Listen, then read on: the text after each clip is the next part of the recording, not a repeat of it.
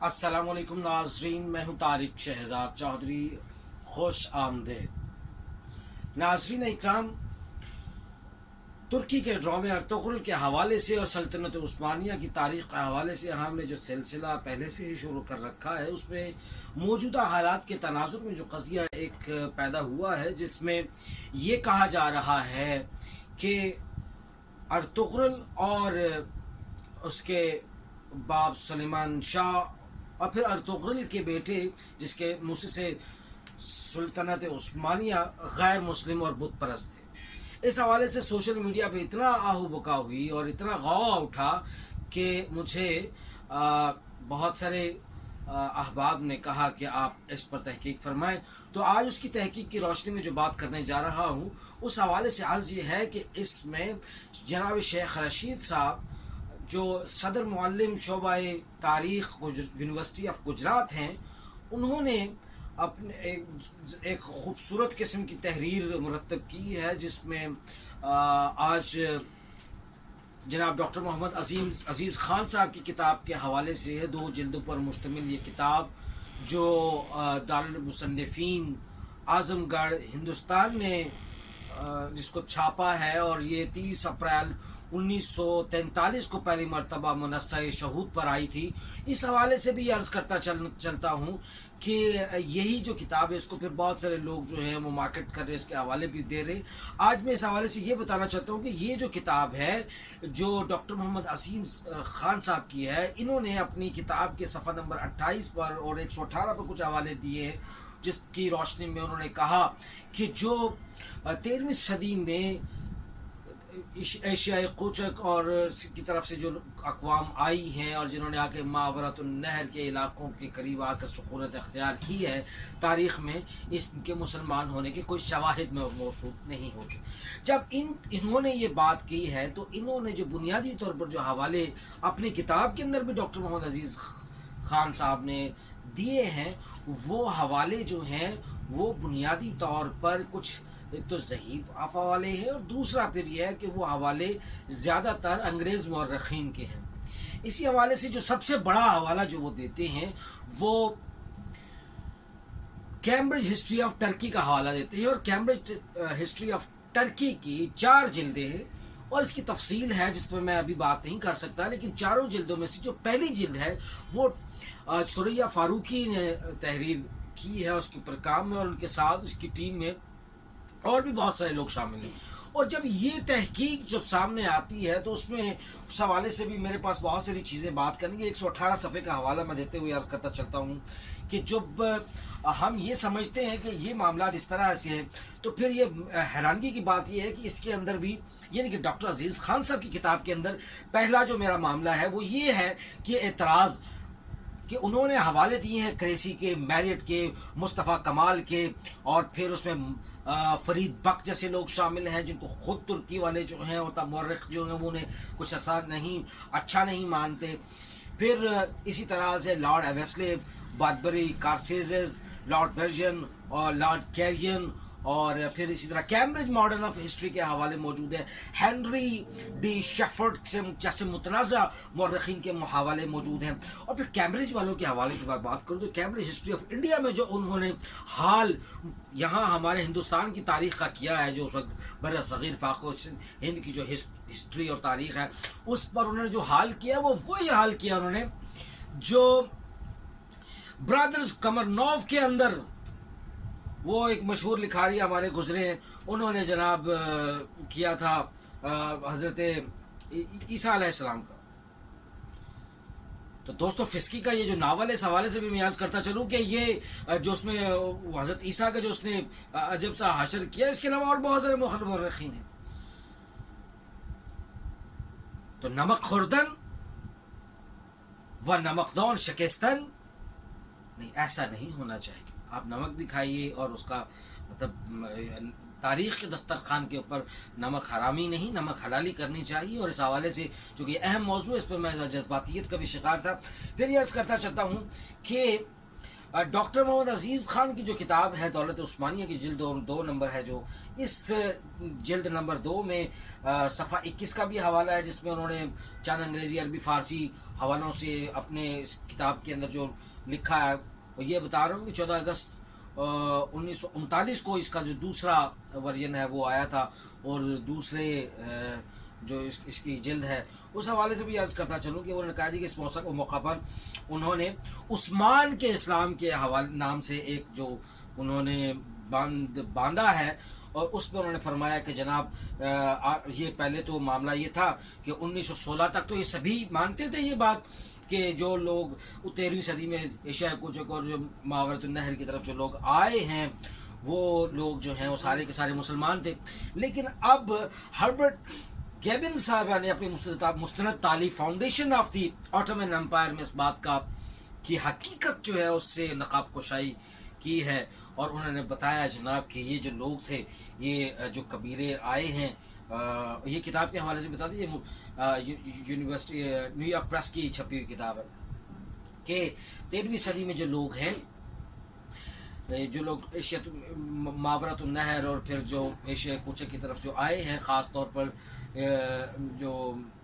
مسلمان جن کو کہا جاتا ہے، جن لوگوں کو سغوت کے اندر رہائش اختیار کرتے ہوئے یہ لوگ مسلمان نہیں تھے، کوئی ذکر نہیں ملتا. یعنی اس حوالے سے یہ مختصر بات کرتا ہوں کہ وہ یہ کہنا چاہتے ہیں کہ جو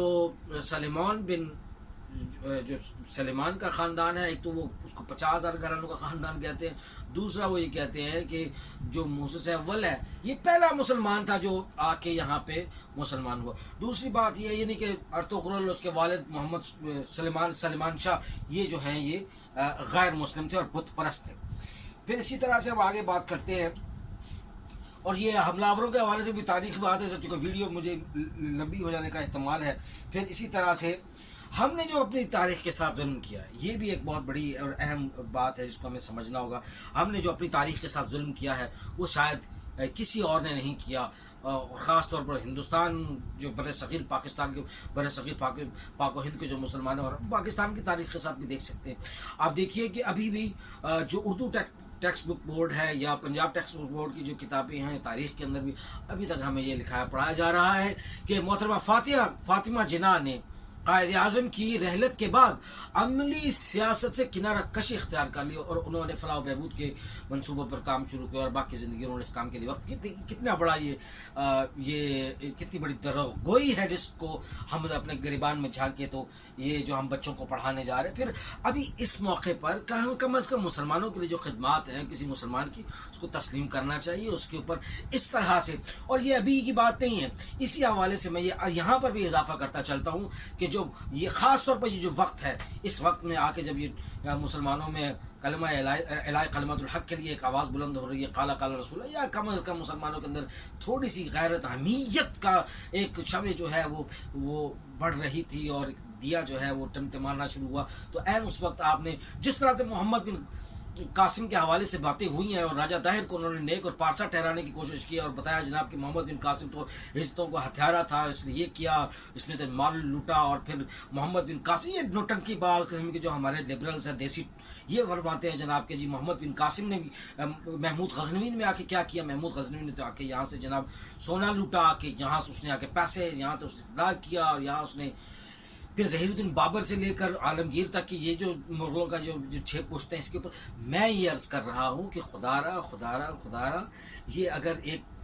کلمے کے نیچے، ایک قرآن کے نیچے پہلے بہت زیادہ فرقوں میں بٹ چکے ہیں، اس سے زیادہ ہمیں فرقوں میں بٹنے کی ضرورت نہیں ہے. اسی حوالے سے تعویل کا نقطہ میں یہ عرض کرتا چلتا ہوں کہ پھر اس میں ہمیں بہاؤالدین ولد جو ہیں حضرت مولانا روم کے والد صاحب، اور عربی کی جو ان کی ملاقاتیں ہیں، اور پھر جو دمشق اور شام کے جو سفر ہیں اس کے حوالے کتنے مزیدار قسم کے حوالے ہیں تاریخی موجود ہیں اس کے اندر. تاریخی کتب تاریخ المملوک کے حوالے سے عرض کرتا ہوں. ابن جریر کی یہ کتاب ہے جناب، اس کے صفحہ نمبر 256 اور 257 کا حوالہ دے رہا ہوں. ترک مسلمانوں کے حوالے سے انہوں نے باندھا اس میں، ترک مسلمان. اب یہ عرض کرتا چلوں کہ مجھے بتائیں کہ اس طرح کی کوئی کتاب تاریخ المملوک جیسی کوئی کتاب اگر انہوں نے اس کا کوئی حوالہ دیا ہوتا تو میں یوں پارا نہ ہوتا، اور یوں شعلہ پانا ہوتا اور یوں میری گفتگو کے اندر جو شد و مت جو ہے وہ اپنے تلاطم خیزی میں نہ ہوتی. حضور من وہ فرماتے ہیں جناب، یہ مستند کتاب ہے، صفحہ نمبر 256-57 کہ 22 ہجری میں جب 652 میں 22 ہجری 652 میں جب اسلامی افواج باب فتح کر کے جن علاقوں میں پیش قدمی وہاں کی تو وہاں پر اسلامی سربراہ جو ہیں افواج کے وہ حضرت عبد الرحمن بن ربیع رضی اللہ تعالیٰ عنہ تھے. ان کی قیادت میں باب کے علاقے میں وہ انہوں نے پیش قدمی کی. تو عین اسی وقت ترکوں کا جو شہر براز نام سے سردار تھا وہ حضرت عبد الرحمن بن ربیع رضی اللہ تعالیٰ عنہ کے پاس حاضر ہوا اور اس نے آ کر یہ کہا کہ ہم ارمن پر حملے کے لیے آپ کے ساتھ ہیں، لہٰذا ہم مسلمان لشکر میں شرکت کرنا چاہتے ہیں، میں شریک ہونا چاہتے ہیں. تو پھر حضرت عبد الرحمن بن ربیع رضی اللہ تعالیٰ عنہ نے اپنے سردار حضرت سراقہ بن عمرو رضی اللہ تعالیٰ عنہ کے پاس بھیجا، اور حضرت سراقہ بن عمرو رضی اللہ تعالیٰ عنہ نے اس بات سے نہ صرف اتفاق کیا بلکہ اس کے بعد ایک مخطوطہ لے کر مدینہ میں حضرت عمر فاروق رضی اللہ تعالیٰ عنہ، حضرت عمر خطاب کو یہ کہہ کر یہ ساری معاملے کی اطلاع کی، اور حضرت عمر فاروق رضی اللہ تعالیٰ عنہ نے حضرت سراقہ بن عمرو رضی اللہ تعالیٰ عنہ کی اس بات سے اتفاق کی. اور یوں مسلمانوں کے درمیان اور مسلمانوں اور ترکوں کے درمیان بغیر کسی لڑائی جنگ و جدل کے ایک معاہدہ ترتیب پایا. اور پھر جو شام کی طرف جن کے فارس کی طرف جاتے ہوئے شمال مشرق کی طرف جو علاقے تھے جہاں پر جو علاقے جو ساسانی حکومت کے جو علاقے حضرت آس رضی اللہ تعالیٰ کے دور میں جو فتح ہوئے، تو آپ یہ دیکھیے کہ ان علاقوں میں اسلام کی جو دولت پھیل رہی تھی اس کے لیے آسانیاں ہوئی رہا. اور نہ صرف یہ بلکہ جو ترک ہیں یہ مسلمان ہوئے، جوق تر جوق مسلمان ہوئے. اس کے علاوہ حضرت عثمان غنی رضی اللہ تعالیٰ عنہ کے دور کے حوالے سے بھی معاملات موجود ہیں. یہ تو میں بات 22 ہجری کی کر رہا تھا. پھر اسی طرح سے میں یاد کرتا ہوں کہ آپ سے یہ اچانک مسلمان ہو گئے، یعنی کہ پہلے سے مسلمان تھے ہی نہیں. اس دور سے پہلے اور بعد میں آنے والے تو چند چھوٹے چھوٹے قبیلے جتنے گھر تھے. اس حوالے سے بھی میں یہ عرض کرتا چلوں کہ اب ہم جو بات کرتے ہیں وہ الدولت العثمانیہ فی الشرق المغرب فی الشرق العربیہ، اور محمد انیس کی یہ کتاب ہے. محمد انیس نے صفحہ نمبر 12 اور 13 میں جو لکھا ہے اس میں اس کے مطابق میں اسلامی لشکر فارس کے شمال مشرقی علاقوں کی طرف بڑھے تاکہ مسلمان لشکروں کے ہاتھوں دولت ساسانیہ جو حضرت عمر بن عاص رضی اللہ تعالیٰ عنہ کی سپہ سالاری میں مفتوح ہوئی تھی وہاں دعوت دین کا کام کرے. تو شمال کی طرف جاتے ہوئے یہ علاقے سب سے بڑی رکاوٹ تھے مسلمانوں کے لیے. اور یہ جب معاہدہ ہوا ہے مسلمانوں کا ترکوں کے ساتھ شہر براز اور حضرت عبد الرحمن بن ربیع رضی اللہ تعالیٰ عنہ کے درمیان، تو پھر ایک تو یہ راہ آسان ہو گئی، دوسرا ترک جو ہے وہ توحید کا پرچم لیے آگے بڑھے اور انہوں نے نہ صرف اسلام کو، اسلامی شاعر کو قبول کیا بلکہ وہ اشاعت اسلام اور غلبہ دین کے لیے اسلامی صفوں کے اسلامی فوجوں کی اور لشکروں کی صفوں میں داخل ہوئے. پھر ملا احمد یحییٰ بلازری کی جو کتاب ہے فتوح البلدان، اس سے بڑی بتائے مجھے مقبول عام کتاب کون سی ہو سکتی. اس میں 405 اور 409 صفحہ ہے. اس میں وہ فرماتے ہیں کہ حضرت خلیفہ راشد حضرت عثمان غنی کے عہد خلافت میں جب تبرستان کا پورا علاقہ فتح ہوا تو 31 ہجری کو اسلامی افواج کا لشکر دریائے جیہوں کے پار اترا اور وہاں ماورۃ النہر میں کے علاقوں میں جو پڑاؤ کیا. تو وہ جو پڑاؤ کیا جاتا وہ وہاں لمبا پڑاؤ رہا ان کا. اس دوران بھی آتے جاتے مسلمان کئی لوگ جو ہیں وہ مسلمان ہوئے اور انہوں نے کلمہ حق پڑھا اور مسلمان ہوتے چلے گئے اور اسلامی لشکروں کی صفوں میں جوق تر جوق شریک. پھر خراسان کتاب جو ہے اس کے جو مصنف ہے محمود شاکر صفحہ نمبر 20 تا 35 جناب وہ لکھتے ہیں کہ 31 ہجری کے بعد بھی جو پیش قدمی جاری رہی اور جب بخارا فتح ہوا اس کے بعد سمرقند فتح ہوا اور یہ سارے جو علاقے ہیں اتنی مسلمانوں کی جو سلطنت ہے وسیع سے وسیع تر ہوتی رہی کہ بہت سارے علاقے جو ہیں مسلمانوں کے وہ جو اسلامی کلمرو میں داخل ہوتے گئے. تو اس طرح سے جب یہ ترک قبائل جو تھے یہ بھی اسی میں رہتے تھے جہاں بکھرے ہوئے قبائل تھے. تو یہ اسلامی شاعر سے متاثر ہو کر ان کے نزدیک وہ مسلمان ہونا شروع ہوئے. اور یہ ابتدائی دور ہے، بات کا دور نہیں. پھر انہوں نے یہ باقاعدہ اس کے اوپر بات کی. پھر سلطنت عثمانیہ ڈاکٹر علی محمد السلابی اس نے ہمارے ہاں بر صغیر پاک کو اس سے بڑی میں تو معروف اور مشہور کتاب ہی میں نہیں سمجھتا کہ کوئی ہو سکتی ہے جو اردو زبان میں لکھی گئی اس کے اوپر۔ اس کے صفحہ نمبر 95 میں انہوں نے لکھا کہ منگولوں کے خطرے سے بچنے کے لیے ارطغرل شمال مغرب کی طرف بڑھ رہا تھا۔ ایسے وقت میں وہ لوگ اس کے سامنے مطلب ایک وقت ایسا آیا جب یہ بیزنطینی علاقوں کے پاس پہنچے کہ انہوں نے دیکھا کہ لوگ جو ہیں مسلمانوں کے ساتھ لڑائی کر رہے ہیں، تو یا تو ارطغرل کے پاس یہ راستہ تھا کہ پیچھے کی طرف بھاگتا یا آگے بھاگتا۔ اس نے آگے جانے کے راستے کا انتخاب کیا اور اس نے بڑی دھاک بٹھائی اور اپنی تلوار اور شمشیر اور سنگ سے اس نے جناب دشمن کے غول لشکر کے لشکر اڑائے، اور اس بات کی خبر جو ہے وہ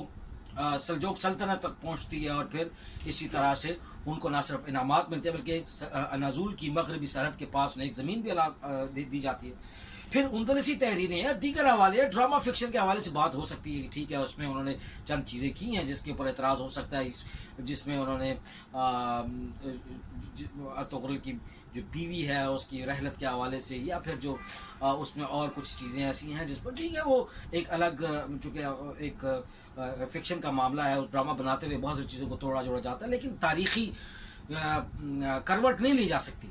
اب اسی طرح سے پھر تاریخ اس دولت عثمانیہ ڈاکٹر علی حسون کے صفحہ نمبر 405 وقت کا میں آپ کو سے حوالے دے رہا ہوں۔ پھر